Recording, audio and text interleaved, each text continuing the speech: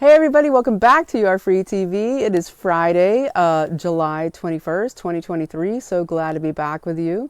I'll jump in straight with my disclaimer. This video is for entertainment purposes only. It is protected by the United States Constitution protecting free speech, as well as the Sullivan Act in reporting. It is not intended to bully or harass anyone, never to incite violence or hatred or lawlessness of any kind. It doesn't give legal, medical, or financial advice, and there are further disclaimers in the description below. So thank you everybody for supporting the channel, keeping it going. I'm so glad to be back with you here on a Friday, TGIF. Thank God I'm free, we're free, and thank God it's Friday in the old school style.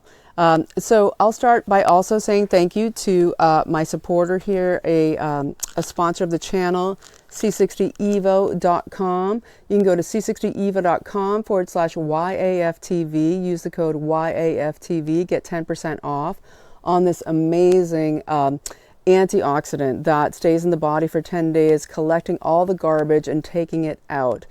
People are using it for the big C. They're using it to fight the attacks by the EMFs, by the shots, all of it. Huge on fighting inflammation in the body and helping to increase genetic integrity, which is what we need so much now as they're going after our genetics. So people who support the channel get 15% off. That's a different code and a different email sent to you. Thanks for letting me plug. And there's ways to do that below. So, okay, let's jump in. So what we have, I'll just start with this, tiny crazy thing. But what it is of course, Hunter Biden's lawyer this morning viewed off of his LA penthouse while Hunter Biden is visiting. This is Kevin Morris, another Kevin. Hunter loves the Kevins, doing a massive bong hit, okay, off the balcony of his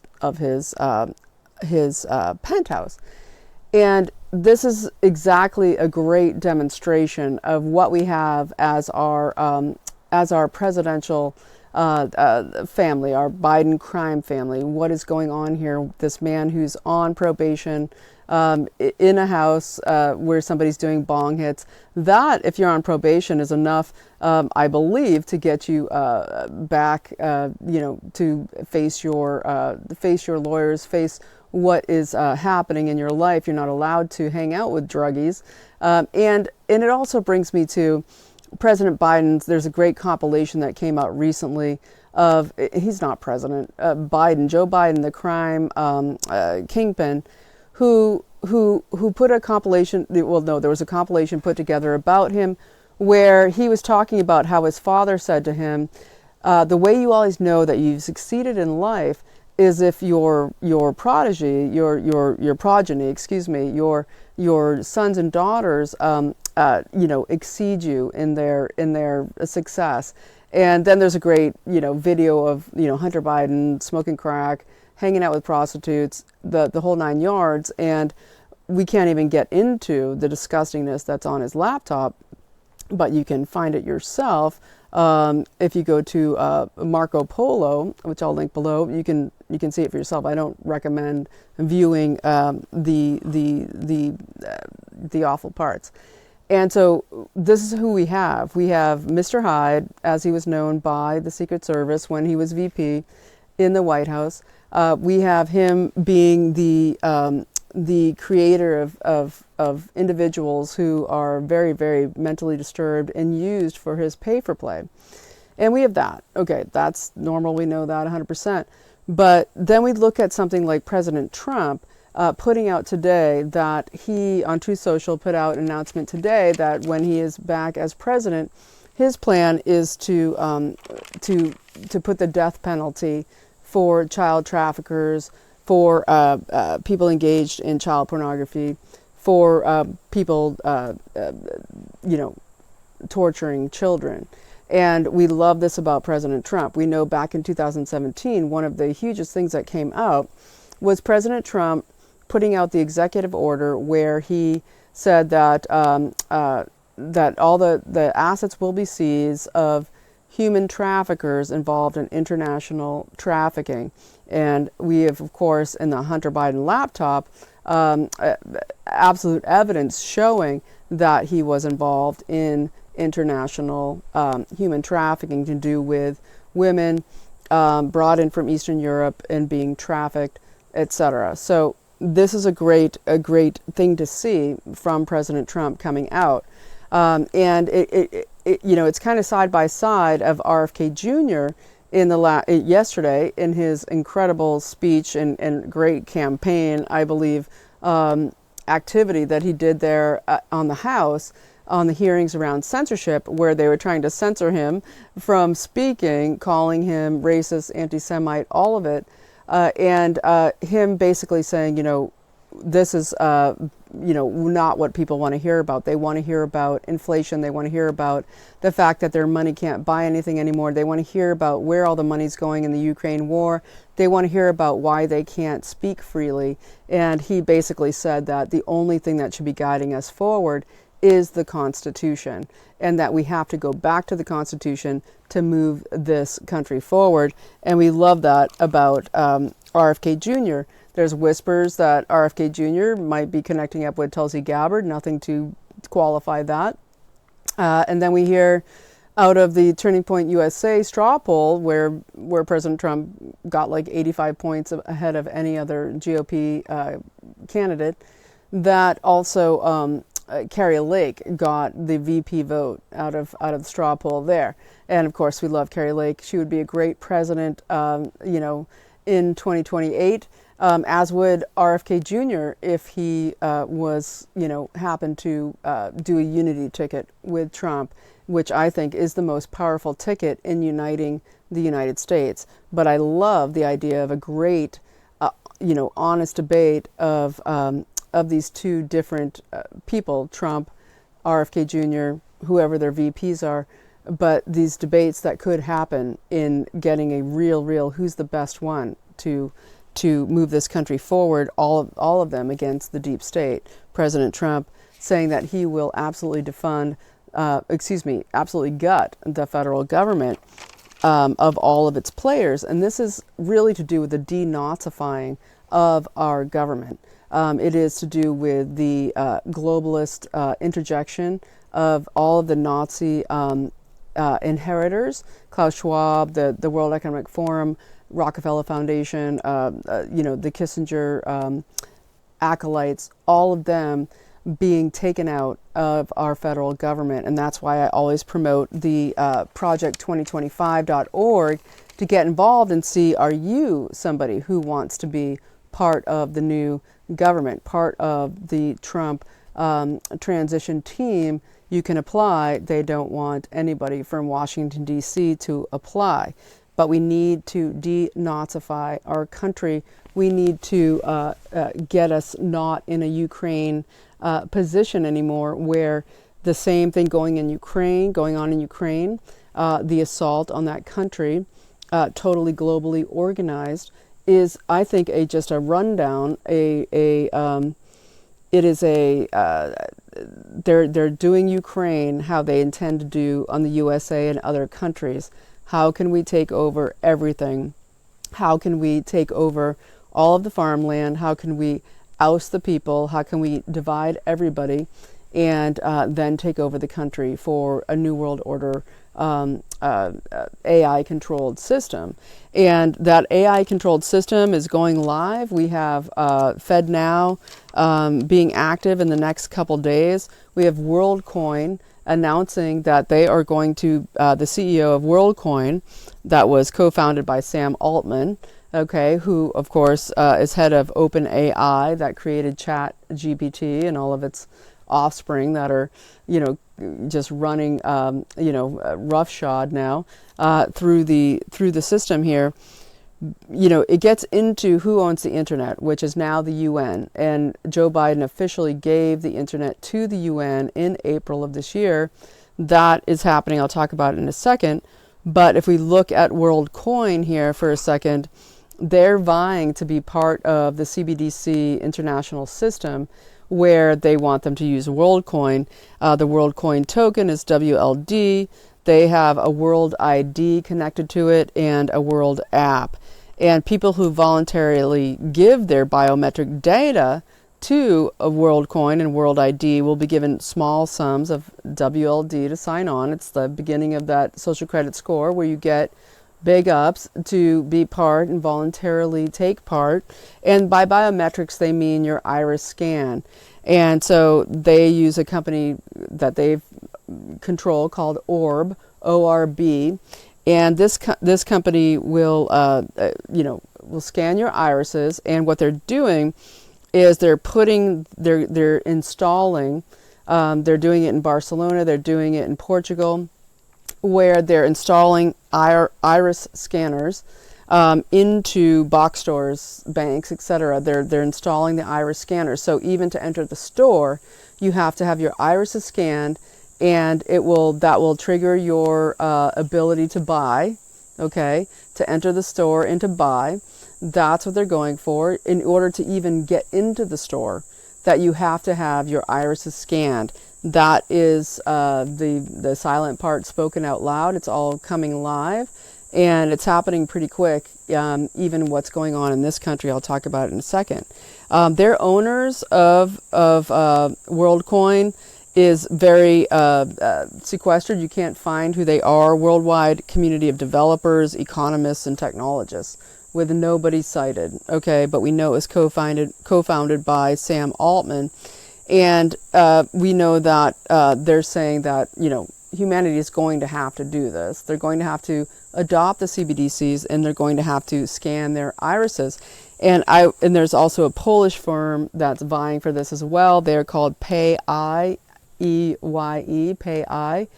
And this is, very interesting. When we think of our eyes being used, as we go about our business being instruments for the Prince of Peace, and we take in the world through our eyes, and God sees the world through us, through our eyes, and we communicate with the light through our eyes. And so this capture of our eyes for our digital ID is very much about, how it's a window into our soul, right? And the capturing of our irises, of our windows into our soul, is very significant when we look at the mark of the beast, or we look at what is the capturing of our windows to the soul by the beast. To me, that's very significant. It's the windows to God, which is our eyes. And so we need to think about that. And when we look at the secret players there at WorldCoin, how you can't find out who they are, these shareholders, or they call them stakeholders. Really, they're just greedy, fascist. Well, basically, I would say that they are part of the cabal, obviously, but they're also part of a transhumanist cabal, wanting to capture humanity into a matrix whereby your irises are captured, and thereby your identity is captured into a matrix system. And when we look at Twitter and Musk and all of this, and everybody's so excited, oh, my Twitter account's doing so well, yay. Well, Twitter's owned by X Corporation, and Musk has been pushing the X app, wanting Twitter to be part of this whole thing. People don't understand it, giving open, venue for the social media hordes to expose themselves on Twitter, and then I would say be captured in Twitter, because the X app is what Musk is pushing, and the Starlink system is what is allowing what will be the 6G capture of our entire CBDC system, all of it. But the X Corporation, also all of the owners of Twitter and the X Corporation, they are all completely hidden as well. You can't find them.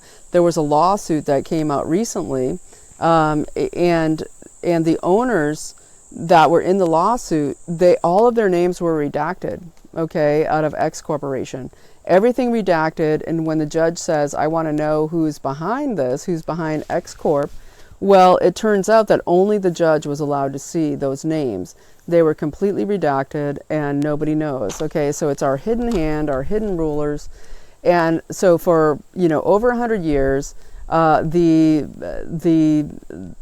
became the term Nazis, okay, but the totalitarian globalist regime you know, the Arab Rev, the Cartel Babylon in modern times, the Nazis, what they have been doing is using propaganda to capture everybody, as we know. I mean, you know, speaking to the choir, but it's important to understand that it's a mind war, it's an information war.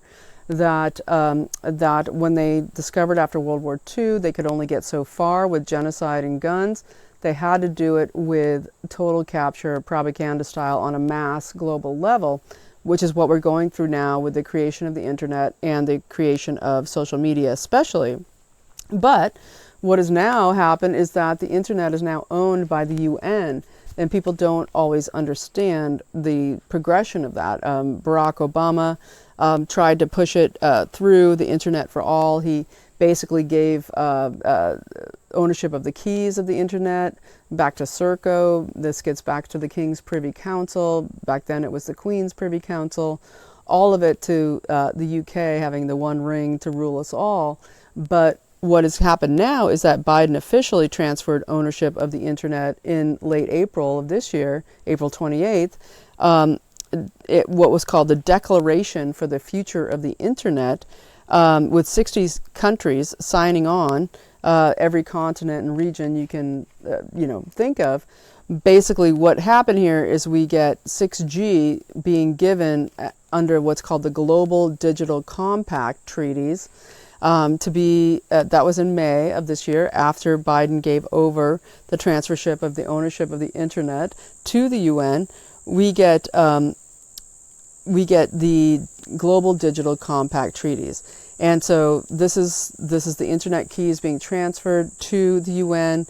And what they're saying is, under the UN's Common Agenda, which has covered everything from agriculture to the SDGs to all of it. But the Common Agenda is basically saying that now, with owning the Global Digital Compact, what we're doing is we're going to put technology and infrastructure run by the CCP corporations.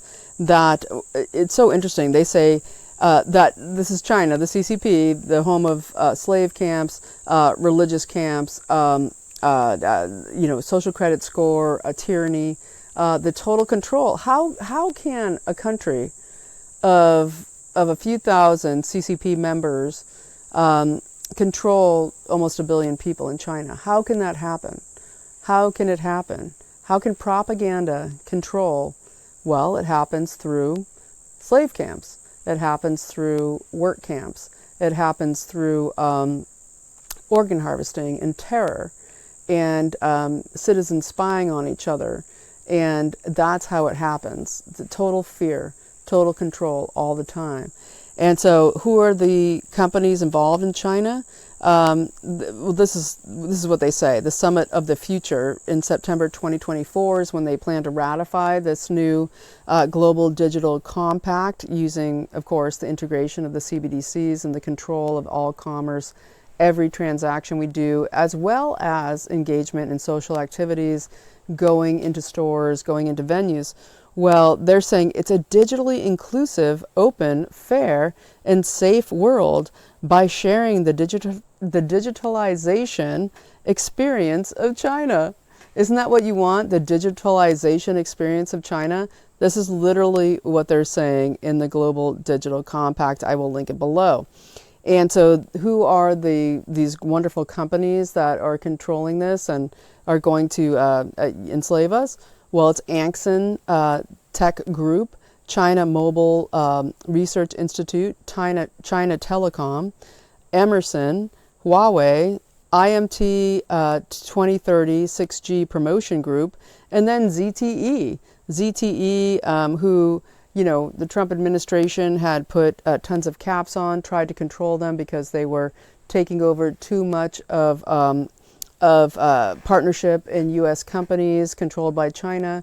All of that was ZTE. And now I'm getting into this weird sunlight thing, and I apologize for that. It just is the way it is this afternoon here. But so I wanted to let you know that the tandem of the CBDCs with the 6G control by the UN the next level of this weapon system that is the Gs, the 5Gs, the whatever, that is connecting everybody to an internet system, connecting everybody. I'm going to see if I can change this a little bit.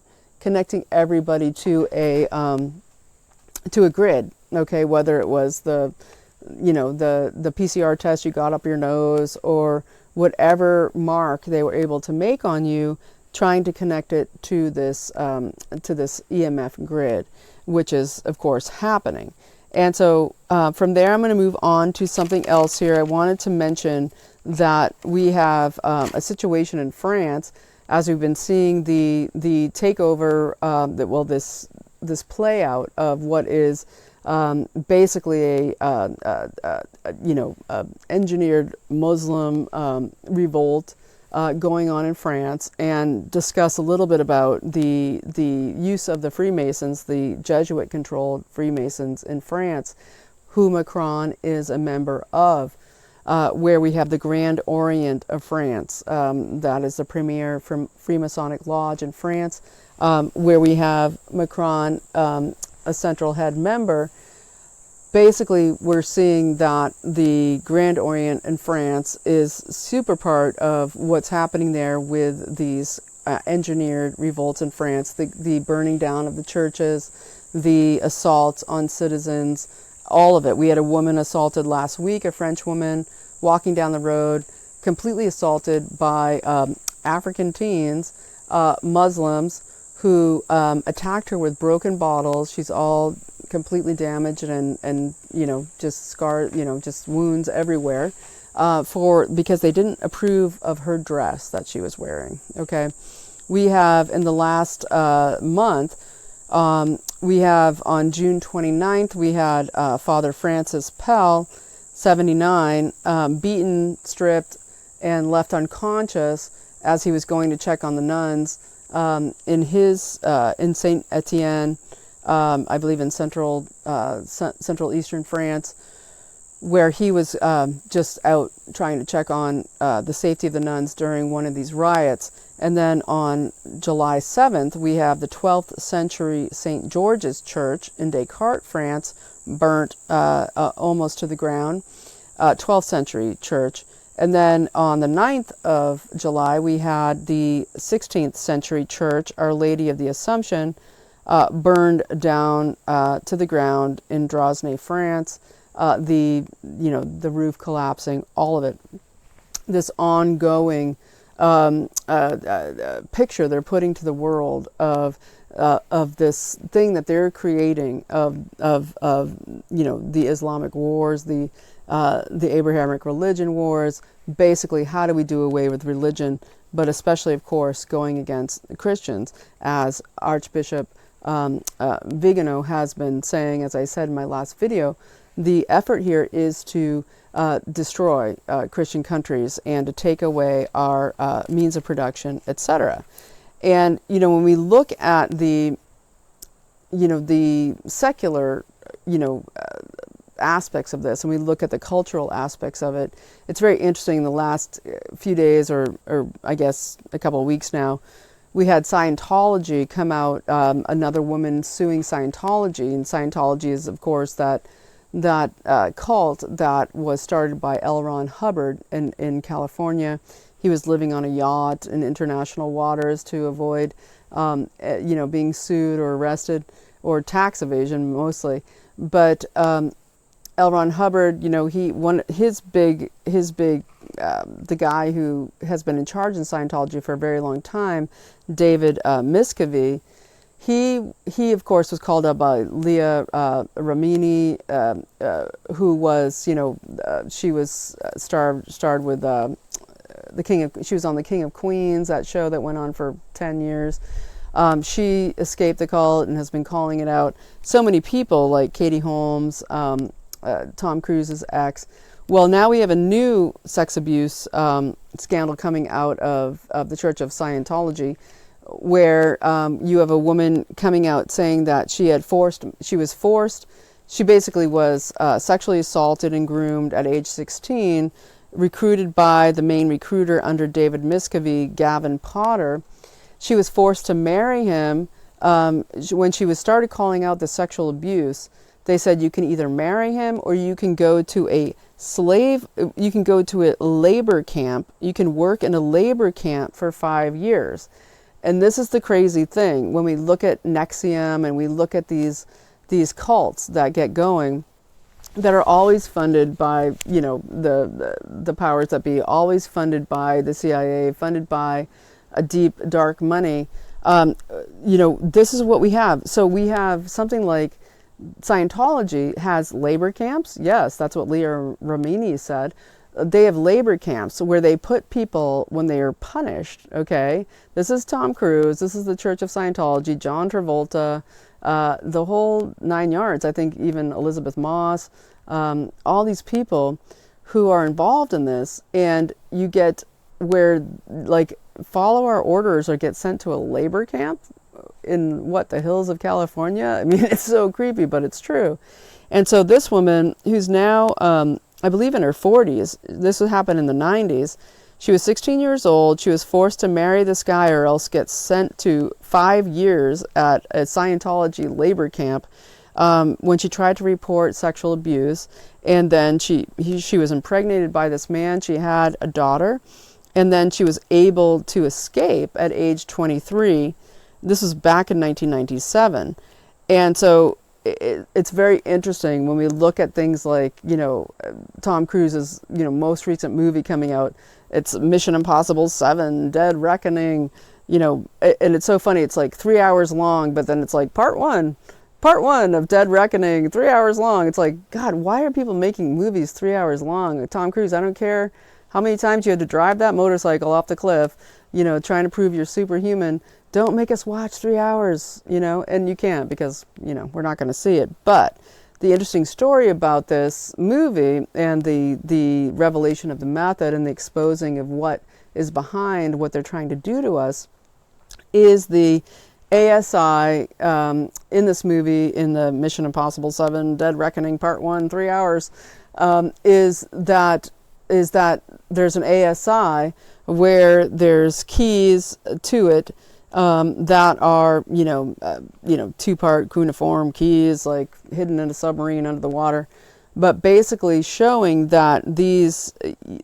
using future predictive algorithms, that they can predict everyone's every move, everyone's decision, because they know so much about you because of the data that you give away with your irises if you want to be part of WorldCoin or the CBDCs, or everything that they tag into your biology and therefore can hack into your brain, which they can pretty much do anyway with just 5G, but with your cell phone sitting next to you. But if you sign on and you're part of the system, your every move is being predicted by AI.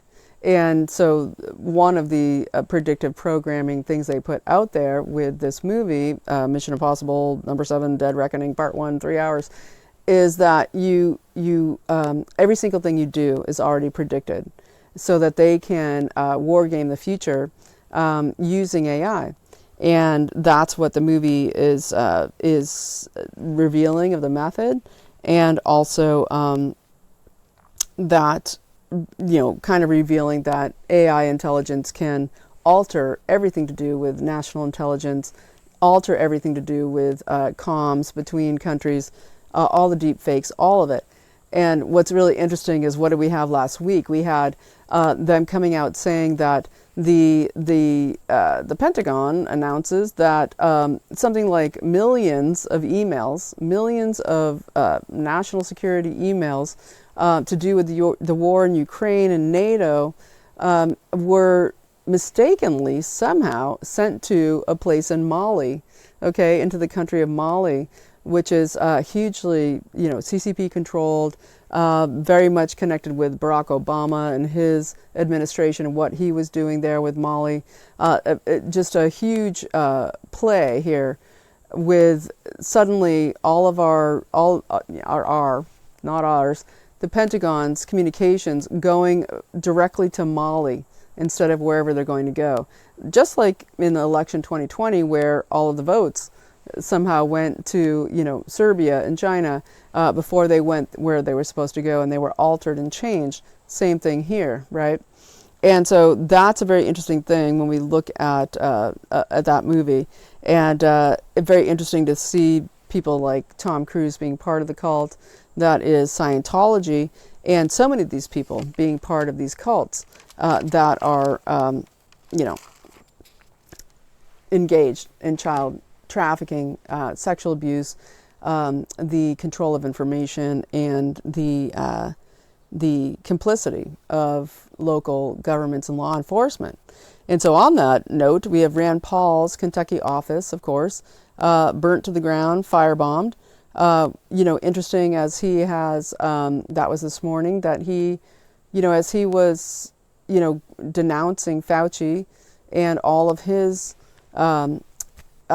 misuse of government funds to be get detailed with 10 Secret Service paid for by the U.S. Marshals and then reimbursed by HHS, coming out against Fauci, coming out against all of the abuse of the genocidal Fauci programs of NIAID, Pfizer, COVID, remdesivir, now known as Velcade, which is the new name for remdesivir. Don't let your people get on that drug. But his office gets burnt to the ground in the wee hours of the morning today, and I think it's very important to note that, of course, Rand Paul has taken it for the team enormous times, whether it was him getting his ribs broken by his neighbor who just decided to beat the crap out of him one day, getting harassed and attacked on the streets in D.C. No Secret Service for him. And now his headquarters in Bowling Green, Kentucky, burnt to the ground. And so moving on from there, I want to mention an interesting tidbit about the Michigan, Nessel, Dana Nessel, the Soros-funded AG there, who is, of course, charging felonies on the alternate electors. They're long-term legislators, activists, just active members of the legislature in Michigan for decades, average age 70, getting charged with felonies. Well, it turns out the reason that she's going after them so hard and why they're doing it in these other states coming up is because they were told, okay, at the 2020 election to basically strip their hard drives of what had heretofore happened in the legislative process, and they said they wouldn't, and instead they gave those hard drives to the sheriffs, and the sheriffs have had their hard drives for this time. And so the reason they're charging them and bringing them through the legal process is to try to capture those hard drives that have all the evidence of the election steal, the election fraud that happened in those counties in Michigan. And we can expect that's most likely what's happening in these other states too, as they get ready to charge them in other places like Arizona and Nevada. So I'll keep you up to date as I learn more about that. And so the other thing I wanted to mention here before I go is, we had Patrick Byrne showing up on a interview today with Alex Jones, and it was interesting. He's been trying to put out the narrative that he wants to go and testify before the, what used to be the J6 committee, but what is basically trying to set the record straight of what happened on J6, basically saying that, I'm more than willing to take on all the charges of all the J6 nonviolent defendants, because I know exactly what happened. I was there and I instigated it. And Patrick Byrne, as a lot of people know, has been, very involved in the discussion around the election steal and involved in the late stages of the Trump 2020 campaign and what went down before J6. And what he is saying is basically that, what happened on the December 18th meeting at the White House before the J6 stuff, unrolled, was that there was a meeting of Michael Flynn, General Flynn, and also Sidney Powell and the rest of them.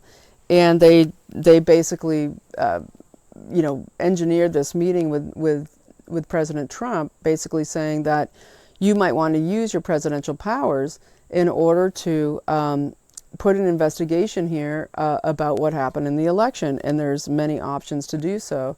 And what he had put forth was, and what they had put forth was very simple options where you could run very light investigations, form a presidential commission, and go in to investigate either the 6 counties that were the most obvious, Fulton County, Georgia, Maricopa County, Arizona, Philadelphia, the real obvious things where we saw on all the videotape that this is what's happening. They're coming to, they're literally stuffing ballot, they're using the tabulators without any verification of signatures. They're printing ballots. They're doing, they're pulling ballots out from under the table, etc.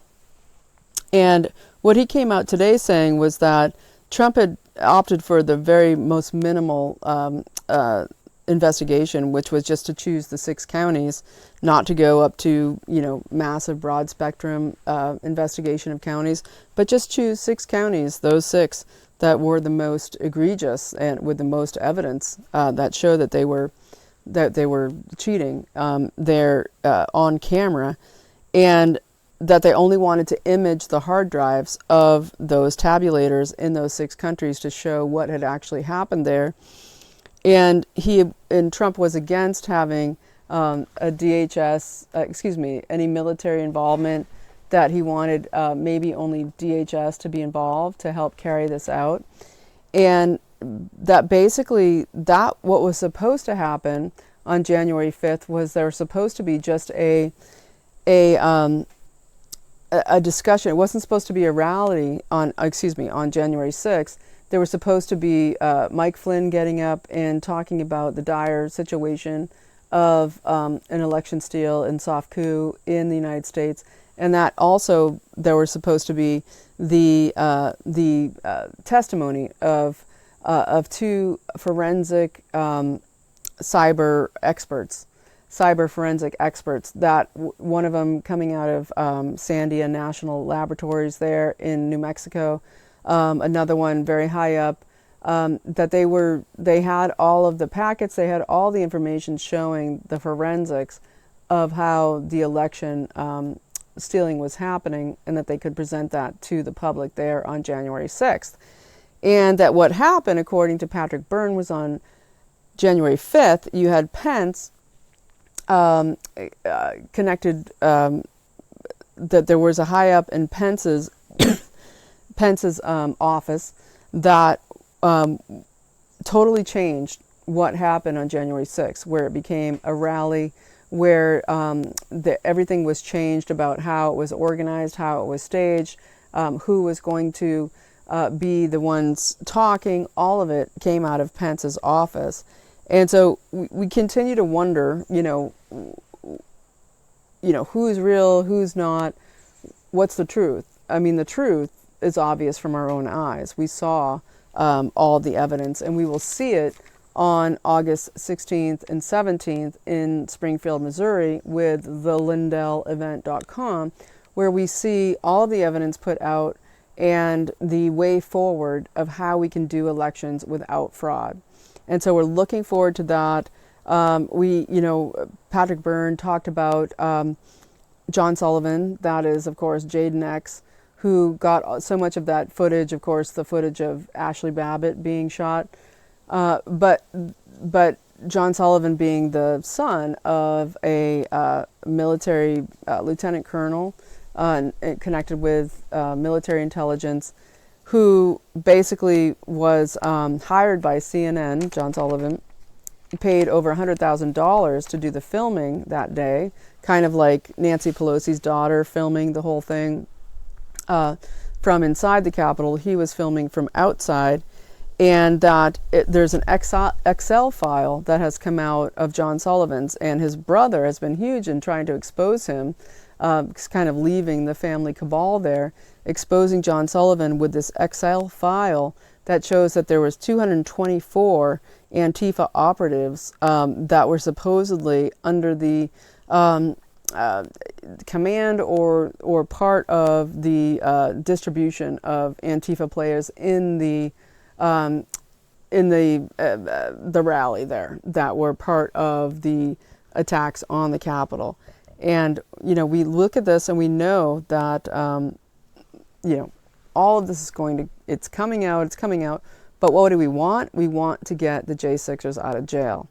And so very interesting, Patrick Byrne saying, take me up on my testimony.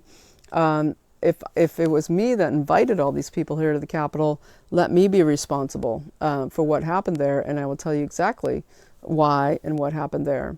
And so I hope that helps with a little bit of information behind the scenes there of what's going on as they continue to push this narrative as these people rot in jail, and as we pray constantly for the people of J6 who are in jail on bogus terms, that we can pray, you know, of course, that Trump win the presidency, exonerate these people, pardon them, and that we get back to what should be a president in full, you know, as said by the American conservative recently, a president in full using executive powers to fully execute the office of the American president and to gut the Nazi administration, to gut the administrative state, that is the swamp, to get them out of there and be replaced by hopefully people from 2025project.org, the precinctstrategy.com, going full bore, and all of us as warriors for the Prince of Peace, backing what is the true republic's mission, which is, as Robert F. Kennedy Jr. said yesterday, to execute and stay completely full bore on what the Constitution says is the running of our country, and not what globalists want to do to absolutely destroy the country. So I know it's a little squirrely today, but just trying to cover the waterfront here a little bit while we're trying to put the pieces together of who's doing this, how, when, it's all coalescing and happening. So that will be it for today. Again, TGIF, thank you so much for supporting the channel. If you want to, there's ways to do so below. I wish you the best weekend. Let's just get our best thoughts on, our best prayers on, connecting with the people we love, doing the things we love to do more and more, that actually are what we know from our prayers is our capabilities of being an instrument for God right now, as we are fighting this Nazi demonic tyranny that's global, as Archbishop Vigano said. You know, it is a global threat with a Luciferian cause to take humanity over full bore. With this especially comes from the digital transhumanist push, and that if we can get analog and we can get prayerful and we can get super centered in who we are as humans, then they have no hope. They're already losing. They're scrambling. They're so scared and worried. But we are increasing in numbers, in energy, in strength, and they know they're fighting for their lives and that their technology isn't going to save them. So as they go into whatever is their next plan, we need the people on the inside, the people who are part of those plans, the minions, to turn around, do truth and reconciliation, get right with God, but get right with the truth, and be part of the winning team, because where you're headed is self-annihilation. But we aren't. We are free. We are free beings, God-given, natural rights, and we will continue to thrive on God's green earth as we continue to execute what is the Great Awakening. So I'll see you next time. Thanks for watching. See you after the weekend. Have a wonderful weekend. You are free.